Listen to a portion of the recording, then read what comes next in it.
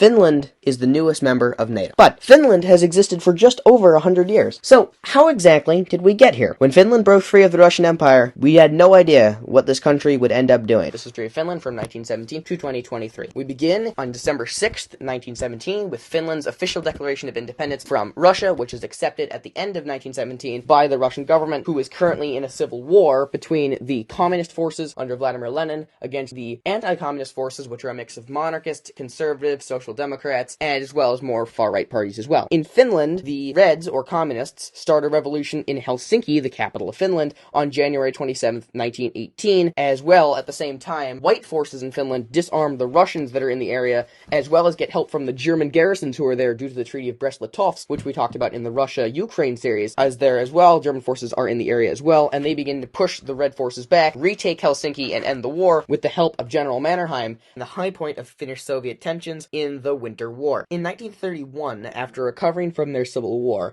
the Finns banned their Communist Party to much protests from the Soviet Union. Later, in 1938, Soviets are becoming increasingly concerned over the large city of Leningrad and its proximity to Finland, as Finland politically begins to drift further to the right, making the Soviets concerned of a possible alliance with Nazi Germany. The Finns are then offered by the Soviets some territory out east of Lake Ladoga, but the Finns decline and the Soviets declare war. The Finns, led by General Mannerheim, put up a tenacious defense on the Karelian Isthmus, with the Mannerheim fortification line holding strong, causing the Soviets to lose north of 1 million casualties. However, the Finns are eventually ground down and surrender, losing 12% of their territory. In 1941, during World War II, when the Finns assist the Germans in Operation Barbarossa, the Finnish part of this invasion being known as the Continuation War, as it was a continuation of the Winter War. The war goes well at first, but as the Germans begin to fall back in defeat against the Soviet Union, the Finns sign an armistice, the Treaty of Moscow, in late 1944, and end the Continuation War. The Finns would stay neutral in the Cold War, however, the Soviets would often impose their will on the Finns without directly controlling them. For example, several anti-communist books were banned in Finland throughout the 50s. This process is known as Finlandization. After the collapse of the Soviet Union in 1991, Finland joined the EU in 1995 and NATO in 2023, which we will end our story there.